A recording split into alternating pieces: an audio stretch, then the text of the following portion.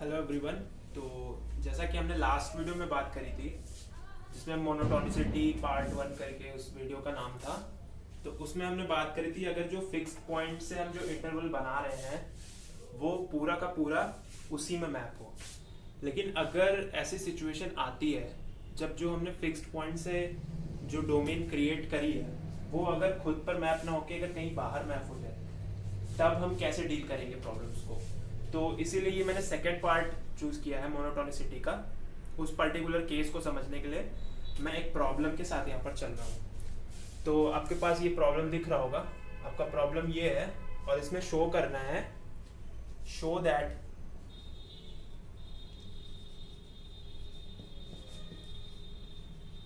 an converges and obviously find limit n tends to infinity an।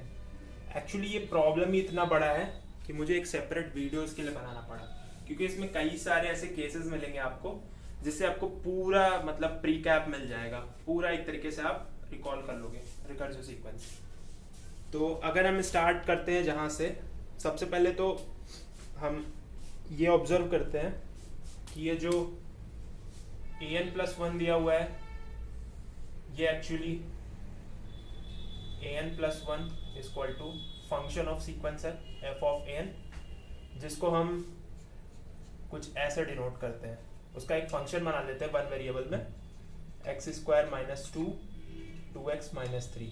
अब इस function के हम फिक्स्ड पॉइंट फाइंड करेंगे, वो जैसा कि हम पहले भी करते थे, f(x) = x which implies x² - 2 upon 2x - 3 = x। अब इसके बाद यहाँ से अगर हम सॉल्व करेंगे आगे तो हमको दो फिक्स पॉइंट मिलेंगे, क्योंकि यहाँ पर क्वाड्रेटिक फॉर्म होने वाली है। ठीक है, x² उधर जाएगा -3x + 2 = 0। तो यहाँ पे हमको जो पॉइंट मिलने वाले हैं वो मिलने वाले हैं x = 1 2 2 या x = 2। ठीक है, ये दो हमारे फिक्स्ड पॉइंट हो गए। अब यहाँ तक तो एकदम मतलब क्लियर ही होगा फिक्स्ड पॉइंट अब कैसे निकालते हैं। उसके बाद जो है मैंने यहाँ पर एक चीज़ क्वेश्चन में मिस करी है, मैंने इनिशियल टर्म के बारे में कोई इन्फॉर्मेशन नहीं दिया। तो इनिशियल टर्म आप मान लेंगे a1 = any value other than 3/2, क्योंकि 3/2 पे यहाँ पे जो इसका फंक्शन बनेगा वो अनडिफाइंड हो जाएगा। इसलिए a1 क्या है, वो कोई भी वैल्यू हो सकती है 3/2 के अलावा। तो यहाँ पे देखिए केसेस के चांसेस बहुत ज़्यादा बन जाएंगे। तो जैसा कि हम डील करेंगे, सबसे पहले हमने जो पिछले वीडियो में एक ट्रिक डिस्कस करी थी कि अगर हम फंक्शन का f' निकाल लें तो हम कुछ केसेस में पहुँचेंगे जहाँ पर फंक्शन इंक्रीजिंग होगा। तो उन डोमेन पर फंक्शन जहाँ पर इंक्रीजिंग है वहाँ पे तो सेल्फ मैपिंग हो जाएगी, मतलब जो इंटरवल होगा वो इंटरवल को इंटरवल पे मैप करेगा। लेकिन कुछ ऐसे केसेस होंगे जहाँ पर f' डिक्रीजिंग होगा, तो उन केसेस में फिर हम आगे इस वीडियो में देखेंगे हमको कैसे डील करना है। तो यहाँ तक हो गया। अगर हम इसका f' फाइंड करें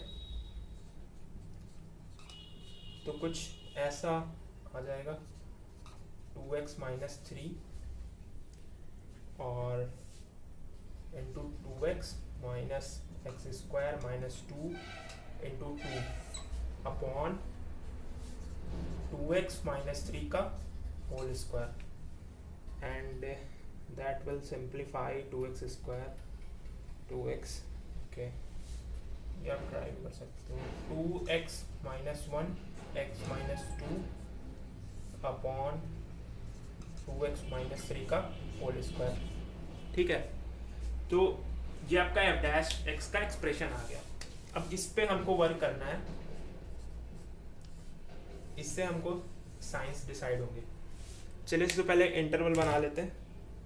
इंटरवल हमारे पास कुछ ऐसा है, एक 1 आया है, एक 2 फिक्स पॉइंट आया है, और ये ओपन है बीच में 3/2। A1 कुछ भी हो सकता है।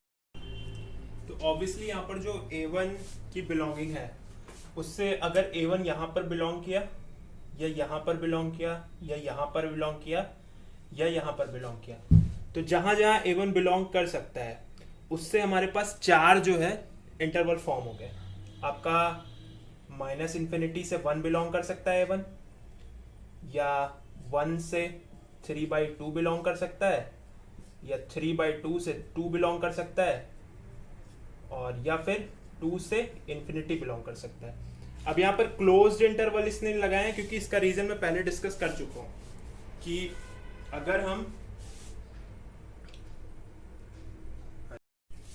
बेसिकली अगर हम ये जो नंबर लाइन पे प्लॉटिंग देखें फिक्स्ड पॉइंट्स की, तो अगर हम A1 को कहाँ कहाँ पर लोकेट कर सकते हैं, यहाँ यहाँ यहाँ यहाँ, तो -∞ से 1 एंड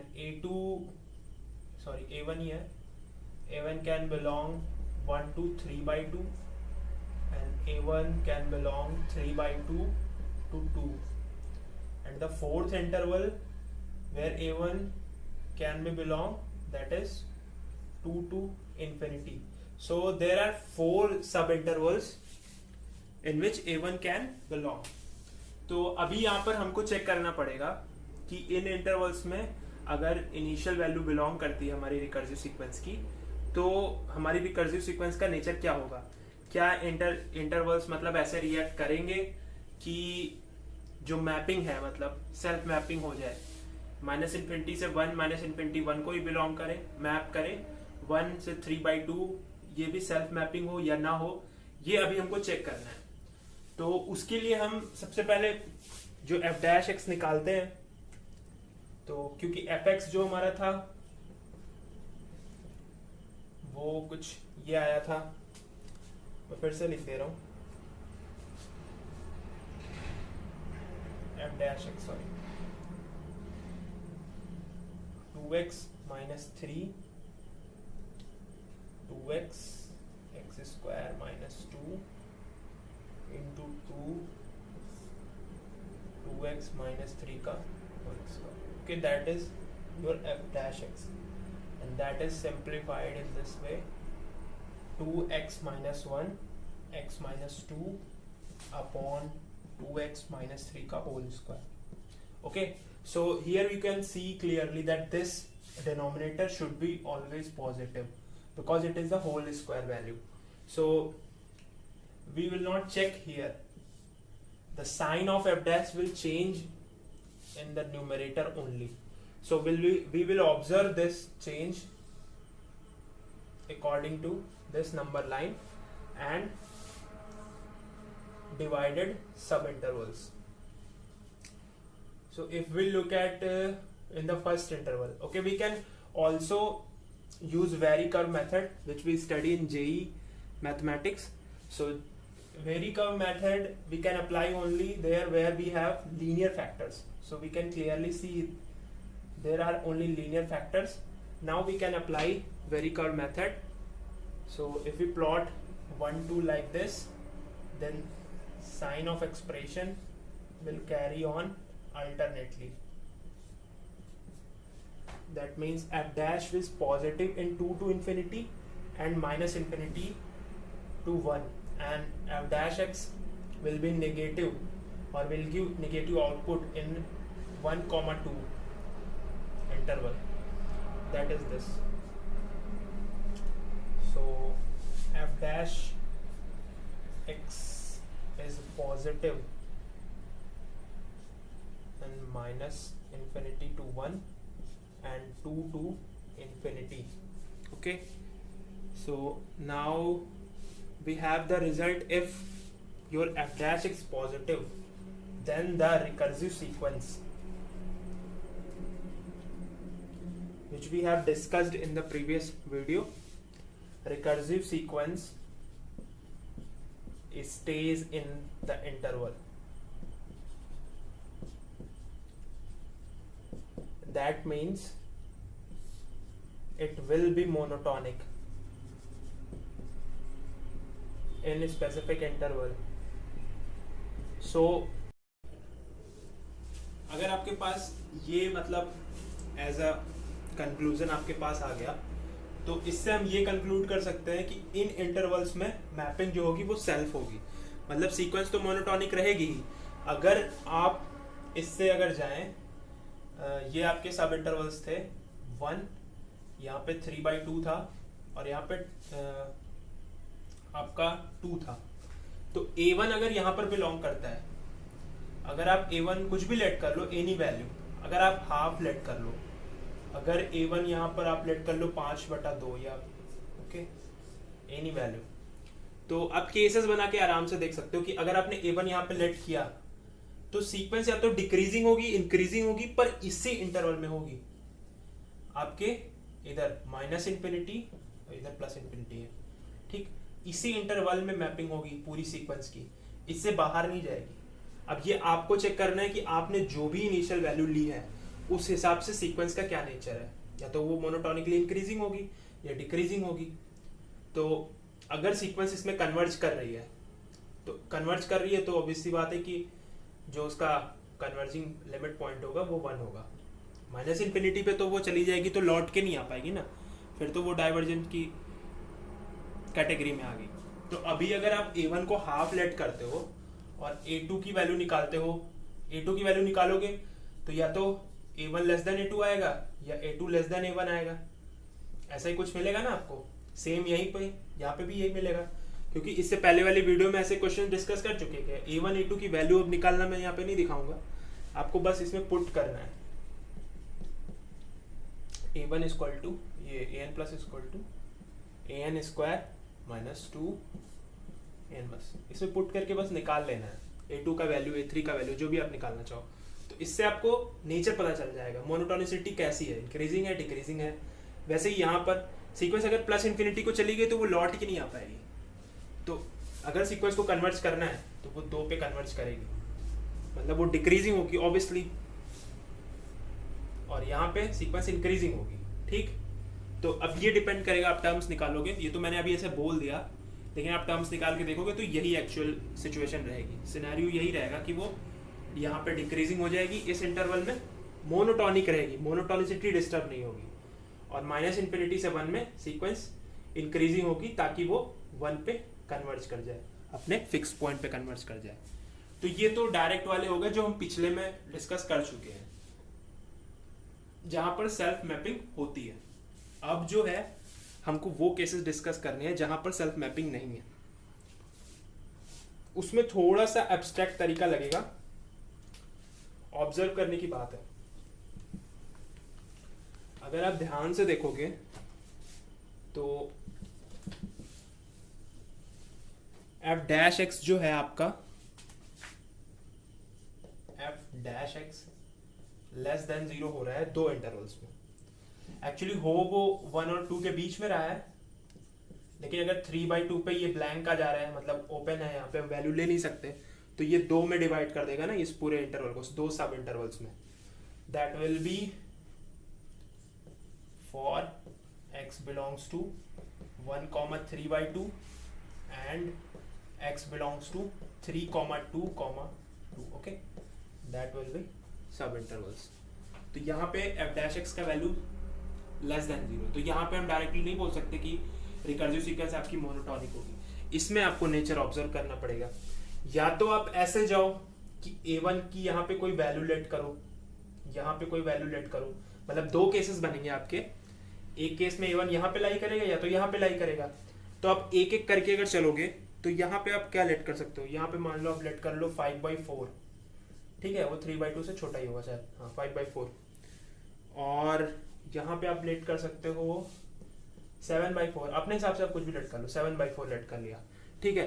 अब इनके हिसाब से या तो आप इसमें जाके टर्म्स निकाल लो, an + 1 what will be sequence an square minus 2 and 2an minus 3, okay, that is our recursive sequence। इसमें जाके आप टर्म्स की वैल्यू निकाल लो। लेकिन एक एब्स्ट्रैक्ट तरीका है, वो ये है कि हम ये बोल सकते हैं कि 1 = f1 है, ये तो ऑब्वियस है, जो हमारा फिक्स्ड पॉइंट है वो तुमको पता है, ये 1 1 कोऑर्डिनेट दे रहा है, f1 इक्वल टू 1 है, फिक्स्ड पॉइंट तो यही मिलेगा ना 1 1। अब जो है अगर आप ऑब्जर्व करोगे सारी values for all x belongs to 1,3/2 ये इससे छोटी हो जा रही है, मतलब 1 से छोटी हो जा रही हैं सारी फंक्शनल वैल्यूज जो f ऑफ an से आ रही हैं, जो जिसको हमने यहाँ पे fx लिखा है, वो 1 से छोटी हो जा रही हैं। इसका मतलब है कि जो ये इंटरवल है 1 से 3/2 वाला, ये कहाँ जाके मैप होगा, 1/3/2 will map to where -∞ to 1। ठीक है, अब ये आप एब्स्ट्रैक्टली भी देख सकते हो कि 1 से सारी वैल्यूज पीछे भी जा रही हैं, और आप इससे भी देख सकते हो कि अगर आप टर्म्स निकालोगे, मान लिया आपने a1 यहाँ पे कुछ लेट के, जैसे 5/4 लेट किया, तो 5/4 जो इसमें पुट करोगे ना, तो वो वैल्यू 1 से पीछे की ही देगा, मतलब वैल्यू उसकी यहाँ पे कहीं लाई करेगी, 1 से पीछे लाई करेगी। So that is the beauty of recursive sequence. अगर कोई सेल्फ मैपिंग ना हो तो हम वैल्यूज पुट करके देखेंगे कि वो वैल्यूज जा कहाँ पे रही हैं, जहां पर जाएंगी उस इंटरवल में जाके सीक्वेंस फिर से वहीं पर इनहेरिट कर लेगी उसी इंटरवल की प्रॉपर्टी। तो सिमिलरली अगर हम यहाँ पे देखें इसके लिए 3/2 के लिए, तो 2 भी एक फिक्स पॉइंट है, और यहाँ पर जब मैंने वैल्यूज निकाली a1 इक्वल टू 7/4, तो यहाँ जब आप वैल्यू निकालोगे a1 a2 a3 a3, तो सारी वैल्यूज जाके यहाँ पर लाई करेंगी, ना कि इसमें मैप होगा। सेल्फ मैपिंग हो जाती तब तो बात ही क्या रहती, सेल्फ मैपिंग नहीं हो रही है ना, f' लेस देन 0 आ रहा है, तो सारी वैल्यूज जाके 2 से आगे लाई कर रही है। तो ये जो है fx जो है आपका, ये इम्प्लाई कर देगा for all x belongs to. अगर किसी को थोड़ा सा समझ में नहीं आया हो तो फिर से रिवाइंड करके एक बार देख लेगा, ये मैं डायरेक्ट एब्स्ट्रैक्टली लिख रहा हूँ, आप चाहो तो a1 a2 a3 a4 3-4 values निकाल के इससे आप ऑब्जर्व कर सकते हो कि जैसे ही आपने a1 यहाँ से कंसीडर किया, वो आउटपुट 2 से आगे का देगा। अगर आपने a1 यहाँ से कंसीडर किया तो वो आउटपुट 1 से पीछे का देगा।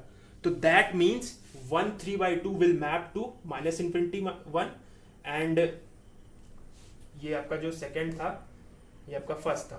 ठीक है, ये 2 सब इंटरवल की बात कर रहे थे। तो व्हाट दिस इम्प्लाई,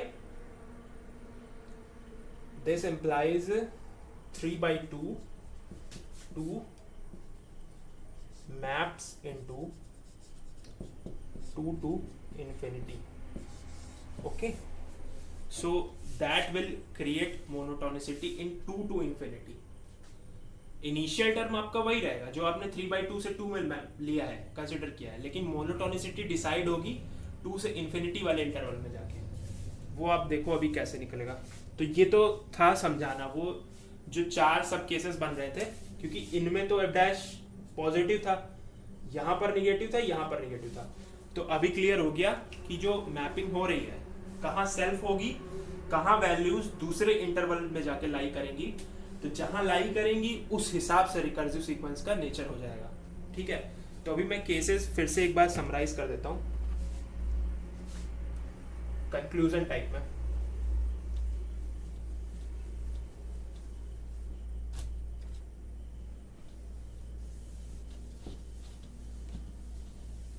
पूरा ही कंक्लूड कर देता हूं according to the location.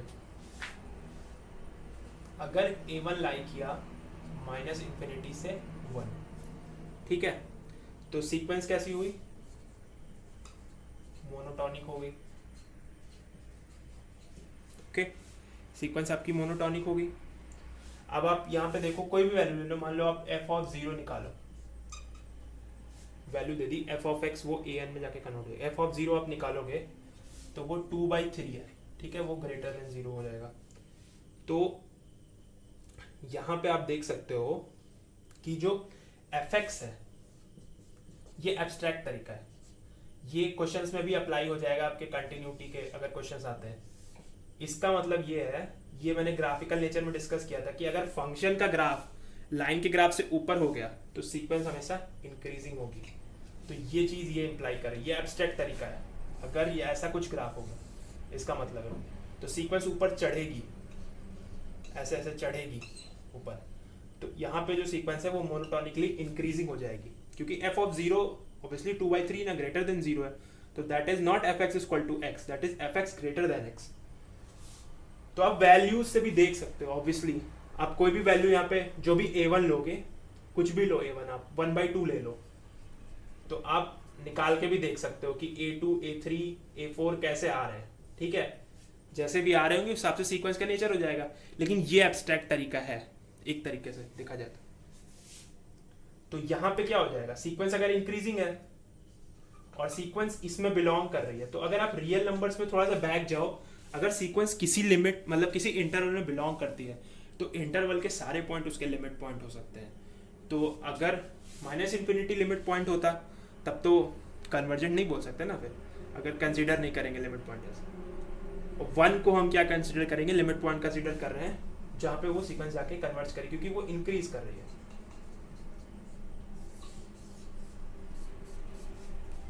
n equal to 1 finite limit point. अभी क्या है, अगर सीक्वेंस जो दूसरा केस है, ये फर्स्ट केस था, सेकेंड केस आपका है अगर इसमें लाई करती है 2 से इंफिनिटी में, तो यहां भी वही तरीका है, आप कुछ भी निकाल लो। अब f3 निकालोगे तो वो 7/3 आएगा। अब 7/3 आया, इसका मतलब है वो 3 से छोटा है। ये एब्स्ट्रैक्ट तरीका है, आप a1 कुछ भी लेट करके निकाल सकते हो, उसमें रख के आप 5/2 लेट कर लो, और आप a2 a3 a4 थोड़ा सा मेहनत करके, मतलब आपको वहां पे लेबरगिरी करनी पड़ेगी। यहाँ पे ये एब्स्ट्रैक्ट तरीका है। फंक्शन का जो ग्राफ है, एक सेकेंड, फंक्शन का जो ग्राफ है that means fx less than x, ठीक है, वो नीचे आ गया लाइन से, मतलब कुछ ऐसा, तो सीक्वेंस यहाँ पे गिरेगी, ऐसे गिरती है, फिर सीक्वेंस ऐसे गिरती चली जाती है, तो यहाँ पे जो है सीक्वेंस डिक्रीजिंग होगी और वो 2 को आके कन्वर्ज करेगी, ठीक है। ये आपका काम है कि आप a1 a2 a3 से इसको वेरीफाई कर लो कि सीक्वेंस डिक्रीज हो रही है कि इंक्रीज हो रही है। और 2 केसेस ये हो गए। थर्ड केस ये बन सकता है, क्या पता कि a1 को हम 1 ले लें या a1 को आप 2 ले लो, फिक्स्ड पॉइंट ही ले लोगे तो सीक्वेंस कांस्टेंट हो जाएगी ना, an की वैल्यू ही बना जाएगी पूरी फॉर ऑल n, और यहाँ पे भी an की वैल्यू 2 हो जाएगी फॉर ऑल, यहाँ पे सीक्वेंस कांस्टेंट हो जाएगी, ठीक।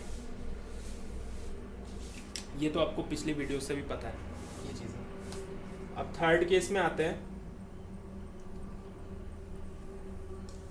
उसमें भी कुछ उतना कॉम्प्लिकेटेड नहीं है, बस आपको देखना है कि अगर f' लेस देन 0 आ गया है तो वो किधर को जा रहा है, मतलब किस इंटरवल को मैप कर रहा है। उसके बाद तो आप वैल्यू तो मतलब इवेल्युएट कर ही सकते हो।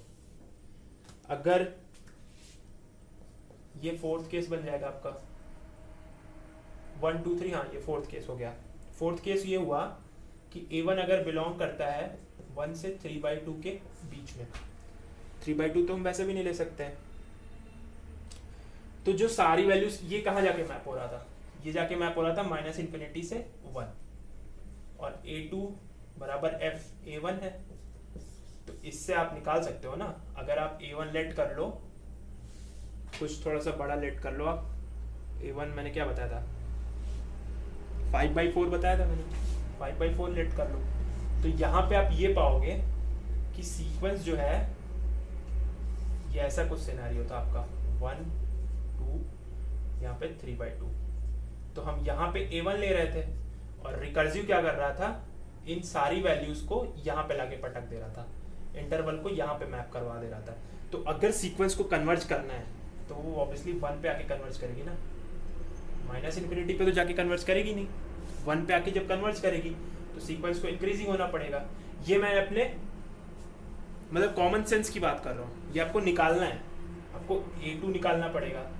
तो अगर ऑब्वियसली यहाँ पे कुछ ऐसा रिलेशन आएगा, फिर आप इंड्यूस कर सकते हो उससे, फिर मोनोटोनिसिटी डिस्टर्ब नहीं होती है, फिर वो a2 लेस देन a3 हो जाता है, फिर सो ऑन करके आप पहुँच सकते हो एंड तक। वो तो एक बताने का तरीका है। अगर आप एग्जाम पॉइंट ऑफ व्यू से करोगे तो आपको ऐसे ही पता चल जाएगा कि अगर उसने लिख दिया कि सीक्वेंस कन्वर्ज कर रही है तो आप समझ जाना कि फिर वो कन्वर्ज करेगी ही करेगी, फिर आप डायरेक्ट बोल सकते हो कि यहाँ पे अप्लाई करेगा। बस वहाँ पे मैटर यही करता है कि आपको ये ऑब्जर्व करना रहता कि ये इंटरवल जा किधर रहा है, इधर मैप हो रहा है कि इधर मैप हो रहा है। और सिमिलरली पांचवा केस, तो इसमें क्या है, सीक्वेंस इंक्रीज करेगी। आपका काम ये है कि आपको A2 निकालना है, ठीक है, A3 भी चाहो तो निकाल लो, ज़्यादा मन है मेहनत करने का। A5 फिफ्थ केस में A1 आपका यहाँ पे बिलोंग कर रहा है, तो 3/2 से 2, तो ये जो इंटरवल है वो आके यहाँ पे मैप हो रहा है। अब यहाँ मैप होने का मतलब है ये तो है नहीं कि प्लस इन्फिनिटी को चली जाएगी, अगर सीक्वेंस कन्वर्ज कर रही है तो वो हम निकाल सकते हैं। ऑब्वियसली कन्वर्ज करना चाहेगी तो कन्वर्ज कर सकती है, वो सीक्वेंस पर डिपेंड करता है। लेकिन हमने क्वेश्चन में पहले से बोल दिया कि show that EN converges and find the limit point. जब हम पहले से प्रूव करने के लिए जा रहे हैं तो ऑब्वियसली वो 2 पे आएगी। ये थोड़ा हमको हेल्प मिल गई क्वेश्चन से। आप चाहो क्योंकि ये यहाँ पे मैप कर रहा है, A1 यहाँ से कोई उठाओ आप और A2 की वैल्यू निकालो, वो 2 से बड़ी ही आएगी, हमेशा 2 से बड़ी आएगी, क्योंकि वो उसमें जाना है ना, मैप करना है। f of A1 की जो वैल्यू है obviously A2 will be greater than 2 and the sequence will be decreasing, so it will converge to 2। तो यहाँ पे जो आएगा वो कुछ ऐसा आएगा सिनेरियो इस केस में। तो अगर हम इंड्यूस कर दें फिर से, तो ये आपका A2 लेस देन A3, इसका मतलब है कि सीक्वेंस डिक्रीजिंग है, तो ये कन्वर्ज करेगी आपकी 2 पे, ठीक। तो ये 5 केसेस थे जिसमें हम A1 मतलब इनिशियल टर्म का इम्पोर्टेंस इतना ज़्यादा है रिकर्सिव सीक्वेंस में कि अगर हम उसकी वैल्यू इंटरवल वाइज चेंज करते रहे, मतलब हमको अगर नोन नहीं है, अननोन वैल्यू है, तब इतने केसेस बन सकते हैं। और उन केसेस से रिकर्सिव का पूरा नेचर चेंज हो जाता है, मोनोटोनिसिटी चेंज हो जाती है, ठीक है। तो ये मोनोटोनिसिटी का पार्ट यही था। इसके बाद प्रॉब्लम सेशंस होंगे, मतलब उसमें कोई अच्छे प्रॉब्लम्स करवाऊंगा। तो ये वीडियो तो यहीं तक था जितना भी बड़ा बना है। और दूसरी बात मैं ये बोलना चाहूँगा कि अगर रियल एनालिसिस आप पढ़ रहे हो तो कभी चीज़ें स्किप मत करना। अगर आप ये सोचते हो कि पॉइंट से टोपोलॉजी को आप स्किप करके डायरेक्ट सीक्वेंस पढ़ लो, बहुत सारे बच्चे होते हैं कि वो मतलब सेलेक्टिव चीज़ें पढ़ते हैं कि सीरीज के टेस्ट कर लें कैसे सीरीज कन्वर्ट करती है, तो वो बहुत गलत तरीका है पढ़ने का। या बहुत सारे बच्चे होते हैं वो कॉन्टिन्यूस फंक्शन की प्रॉपर्टी पढ़ते ही नहीं। अब रिकर्सिव में आप देख लो पूरी कॉन्टिन्यूस फंक्शन की प्रॉपर्टीज ही यूज हुई है समझने में। अगर आप पॉइंट से टोपोलॉजी मिस करते हो, नहीं पढ़ते हो, आपको लिमिट पॉइंट ही नहीं क्लियर होगा कभी। और लिमिट पॉइंट तो हर जगह आना है, लिमिट में आना है, क्लस्टर पॉइंट आना है, और सीक्वेंस के लिमिट पॉइंट समझने हैं। अब वो तो बुक के हिसाब से नहीं देगा ना आपके एग्जाम में, वो तो एप्लीकेशन पूछेगा, वो ऐसी सीक्वेंस पूछ लेगा जिसमें कई सारे लिमिट पॉइंट होंगे। तो लिमिट पॉइंट तो आपको क्लियर होने चाहिए क्या होता है। तो वो पॉइंट से टोपोलॉजी से आपका बेस बनेगा और वो पूरा इम्प्लाई होता जाएगा। फिर आप सीक्वेंस पढ़ोगे, फिर सीक्वेंस पढ़ोगे तब आपको जाके सीरीज का एसेंस समझ में आएगा। फिर उसके बाद आप LCD पे आओगे, लिमिट कंटिन्यूटी डिफरेंशिएबिलिटी में, और फर्दर एप्लीकेशंस देखोगे। तो जो भी आपके रिक्वायर्ड एग्जाम का सिलेबस है आप उसको पूरा पढ़ें, ना कि आप स्किप करके पढ़ें कि आप थोड़ी चीज़ें पहले कर लें थोड़ी चीज़ें बाद में, या पढ़ें ही ना कि बहुत वो पूछा जा रहा है तो वो पढ़ ले। तो ये बहुत गलत तरीका है, तो ऐसा मत करिएगा। क्योंकि वो पूछ तो कुछ भी सकता है, वो पूछ तो ये भी सकता है कि mn√2 को आप डेंस दिखाओ, तब आप क्या करोगे। ये तो डबल सीक्वेंस है, सीक्वेंस का भी लॉजिक है, पॉइंट से टोपोलॉजी का लॉजिक है, दोनों का लॉजिक है। तब आप क्या करोगे, इसको प्रूव करके आप देख सकते हो, अगर कर पाओ तो करना। ये R में डेंस है, मेरा टॉपिक भी टोपोलॉजी पर ही होगा, पॉइंट से टोपोलॉजी पे रिकर्सिव के बाद, तो मैं डिस्कस करूँगा ये सारी चीज़ें। तो मिलते हैं फिर नेक्स्ट वीडियो में और अच्छे प्रॉब्लम्स के साथ। Thank you.